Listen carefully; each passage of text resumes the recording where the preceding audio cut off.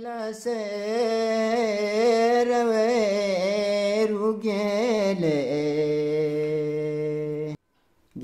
gele morumae samambo sagela. Kenapa sasaran kita Donggo? Karena Donggo ini adalah sebuah masyarakat atau sebuah wilayah yang menunjukkan ciri-ciri khas tertentu yang dari segi kajian-kajian kebudayaan menarik.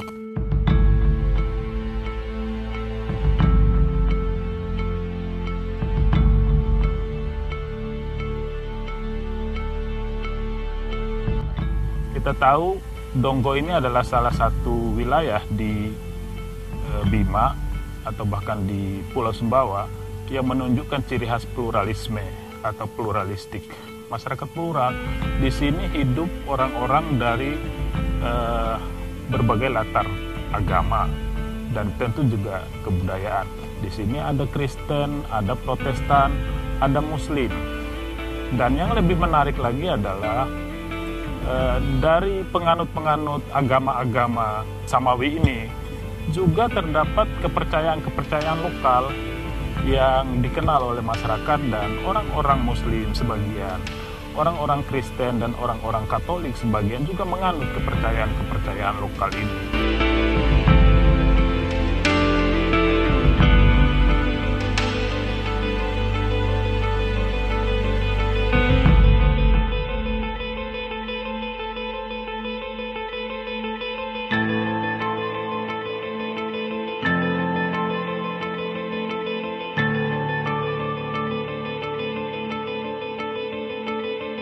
Kita sekarang sedang berdiri di puncak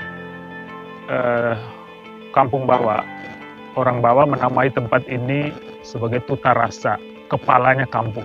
Artinya kepala itu adalah bagian puncak dari kampung ini. Dan tempat ini ditandai sebagai pusat kosmologi orang Bawa, yaitu pusat di mana orang Bawa di Donggo ini menitipkan segala sakralitas desa mereka itu di tempat ini. Nah, di tempat ini ada Uman Cuhi ini yaitu Umah khas Donggo. Saya kira satu-satunya yang ada di Desa Bawa ini. Dan ini digunakan sebagai tempat ini, areal ini digunakan sebagai tempat upacara tahunan yang bernama ritual Raju.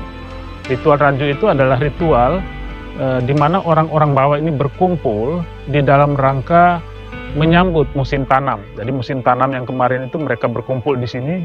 Kemudian kaum ibu di atas ini mempersiapkan perangkat-perangkat upacara. Upacara Raju itu apa? Ya, upacara Raju itu doa. Doa ala kampung. Doa dengan menggunakan bahasa Mbawa dengan dialek, bahasa Bima dengan dialek Mbawa yang asli. Yang namanya doa Kasaro. Saro rumahku paduka goa aidanda ana mataho tenggo sampara jana mataho robengkende sampara jabatana majuru batuna pelora lojana bajuru mudi de torona mataho lao de sona mataho de patardou. Nah, apa pentingnya doa Kasaro ini bagi orang Bawa, atau apa pentingnya Raju ini bagi orang Bawa? Raju ini adalah sebuah public space ya, atau ruang publik gitu, di mana orang Bawa ini bertemu sambil mereka merajut kembali kerekatan sosial. Soal-soal yang muncul di dalam 1 tahun itu mereka bicarakan di sini. Mereka bicarakan di sini apa yang kurang, apa yang berlebihan, lalu bagaimana cara mengatasinya. Kemudian setelah itu dilakukan resolusi. Resolusi itu kesepakatan bersama untuk memperbaharui komitmen mereka semua tentang kampung ini. Harmoni dengan orang lain, dengan masyarakat, harmoni dengan alam, jadi nggak boleh merusak alam. Juga harmoni dengan di atas. Di atas itu bisa Tuhan, bisa juga memperbaharui relasi mereka dengan nenek-nenek moyang mereka, arwah-arwah nenek moyang mereka. Jadi ini kekhasan kepercayaan orang Donggo ya yang terakhir ini.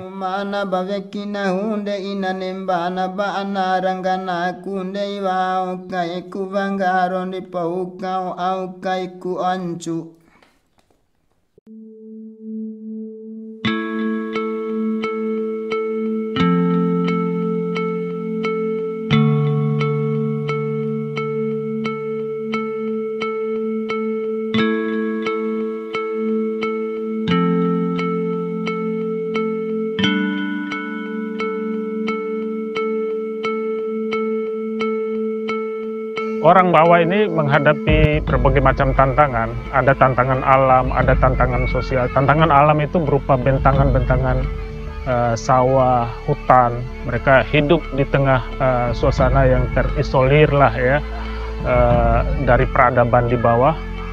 Kemudian tantangan sosial, mereka hidup dengan suasana yang plural. Ada berbagai macam agama hidup di sini, ada Kristen, ada Katolik, ada Muslim. Kemudian ada kepercayaan-kepercayaan lokal yang terus-menerus tumbuh dipertahankan oleh masyarakat. Ini semua menghadirkan tantangan, dan tantangan ini perlu dihadapi atau disikapi dengan sikap-sikap tertentu. Disitulah mereka mengkreasi budaya atau mempertahankan budaya-budaya yang sejak dulu diwariskan oleh nenek moyang mereka. Itulah salah satunya adalah raju yang berpusat di Rumah Leme yang ada di Rumah Runcing ini. Nah, Rumah Runcing ini sebetulnya adalah simbolisasi dari kosmologi orang Bawah. Kosmologi orang Bawah itu ada di situ, itu di puncak Gunung Leme itu. Nah, mereka hadirkan lebih dekat lagi puncak gunung itu dalam bentuk simbolisasi melalui Uma Leme ini.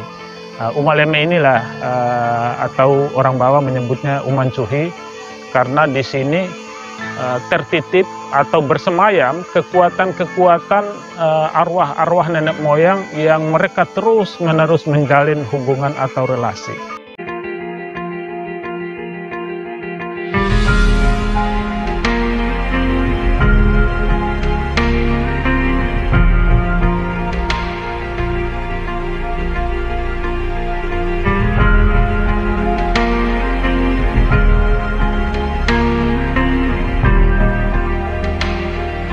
Lambat laun, masyarakat Bawah ini juga menghadapi tantangan-tantangan baru berupa modernisasi. Dulu Bawah ini terisolir sekali, belum ada jalan, belum ada sekolah, kemudian belum ada kabel-kabel listrik, apalagi internet. Tetapi begitu ada jalan yang bisa sampai ke sini, sungai-sungai sudah dihubungkan dengan jembatan, ada kabel, komunikasi dengan orang luar semakin lancar. Maka modernisasi di Bawah ini juga hadir. Nah, di dalam modernisasi ini terdapat kekhawatiran-kekhawatiran dari kalangan-kalangan tua misalnya, di mana warisan-warisan budaya mereka akan tergerus, tidak ada lagi yang mempraktikkan. Nah, itu semua membentuk sebuah karakter sendiri bagi orang Bawah ya, yang kemudian mereka temukan cara mengatasinya itu dalam sebuah praktek budaya. Nah, praktek budaya itu adalah raju atau tradisi raju. Itu yang paling utama dari praktek budaya mereka yang dilakukan secara tahunan.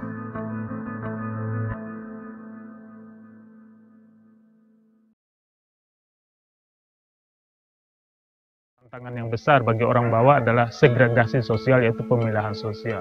Pemilahan-pemilahan berdasarkan kepercayaan. Misalnya orang Muslim hidup di sebelah sana, di sana ditandai dengan Fu'u Mengi. Disitulah orang Muslim hadir. Kemudian orang non-Muslim hidup di sekitar situ, di situ ditandai dengan Fu'u Wau namanya.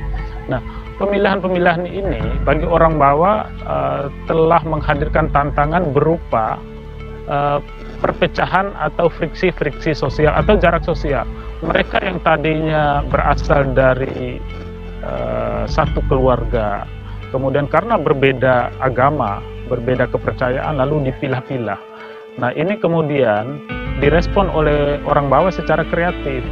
Respon mereka dengan cara semiotik.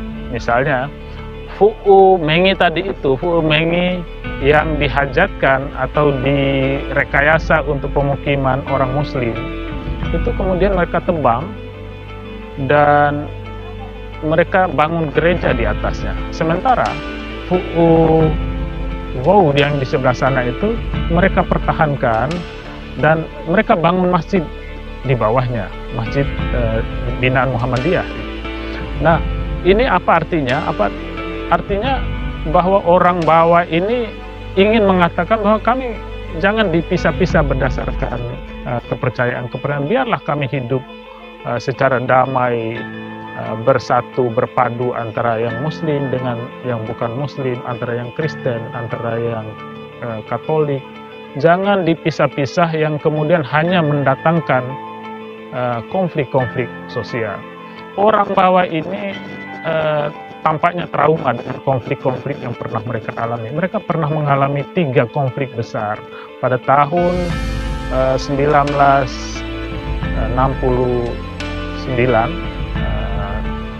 terjadi konflik yang bernuansa agama di sini.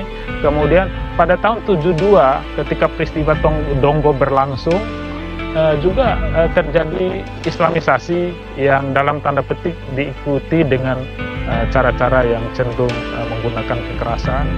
Lalu pada tahun 2000 akibat imbas peristiwa yang terjadi di Lombok juga mendatangkan trauma kepada orang Bawa.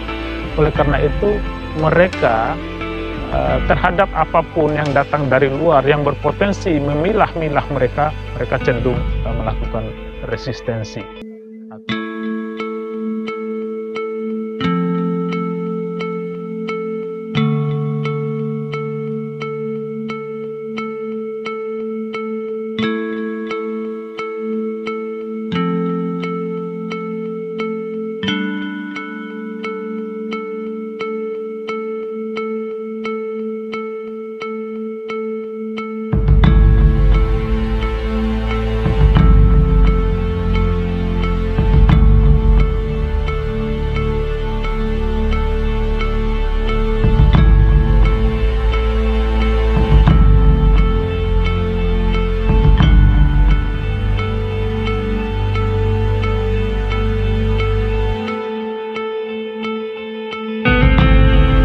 Kondisi alam dan kondisi sosial seperti yang kita gambarkan tadi itu, dapat dikatakan bahwa orang Bawa ini adalah masyarakat kecil yang rentan. Dan mereka menyadari itu. Kesadaran mengenai kekecilan masyarakat dan kerentanan masyarakat itu mereka gambarkan di dalam doa-doa mereka. Misalnya di dalam teks doa kasaro mereka itu ada kata-kata atau frase hudung gudu, Une hudung gudu. Hudung gudu itu adalah identifikasi diri secara metaforik melalui kutu. Orang Bawa ini adalah kumpulan kutu, makhluk kecil yang berkumpul tetapi rentan. Kemudian dua wadun teli. Dua itu menunjukkan 2 garis keturunan masyarakat, yaitu Rafu, ada Rafu Winte, ada Rafu Guli, ya, garis keturunan mereka. Tetapi kondisi mereka seperti teli. Teli itu adalah pagar yang disentuh sedikit itu bisa roboh. Nah, begitulah cara orang Bawa mengidentifikasi dirinya.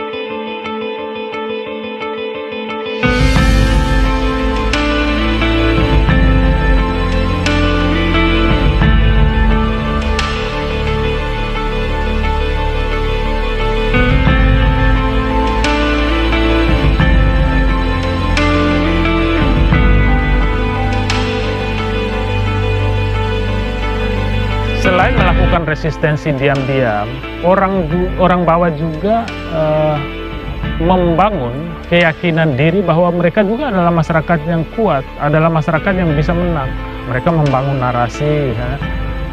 Orang-orang tua di sini bercerita bahwa dulu pernah orang Bawa ini bertemu dengan musuh-musuh dari luar dan terjadi perkelahian, dan di dalam perkelahian itu orang Bawa lah yang menang. Demikian juga adu-adu kesaktian dengan orang-orang luar. selalu saja dinarasikan bahwa orang Bawa yang memenangkan adu kesaktian itu. Cara lain adalah misalnya mereka membangun narasi tentang asal-usul. Kata Bawa itu dianggap sebagai makna atau terjemahan dari kata di bawah, Bawa Rotuna. Nah, itu orang Bawa menepis, bukan itu Bawa itu. Lalu yang benar adalah Bawa itu berasal dari Sumbawa. Kemudian datang ke sini diusir oleh company, katakanlah begitu ya, zaman dulu. Kemudian datang nyampe di wilayah Dompu, kemudian di sana diusir, dikejar lagi, kemudian sampai tempat persembunyian itu dibakar. Maka di belakang itu ada yang bernama So Samudu. So Samudu ini so yang terbakar atau lahan yang terbakar. Kemudian karena lahan itu terbakar, mereka kemudian datang ke sini bertengger di sebuah tebing. Nah, itulah Kampung Selere itu. Kampung Selere itu adalah kampung yang menjadi pemukiman pertama orang Bawa yang di belakang situ. Kemudian nanti dari situ kemudian membangun pemukiman-pemukiman berjejer sampai ke tempat kita berdiri ini, yaitu di Tutarasa. Bala indondua na bala indondua na bala derua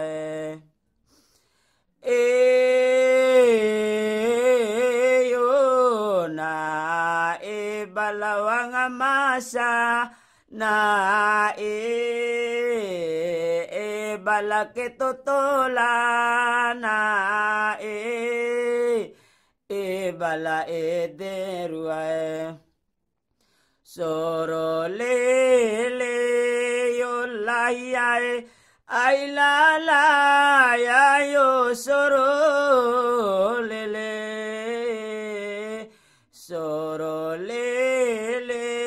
yo la ya soro lau yo la ya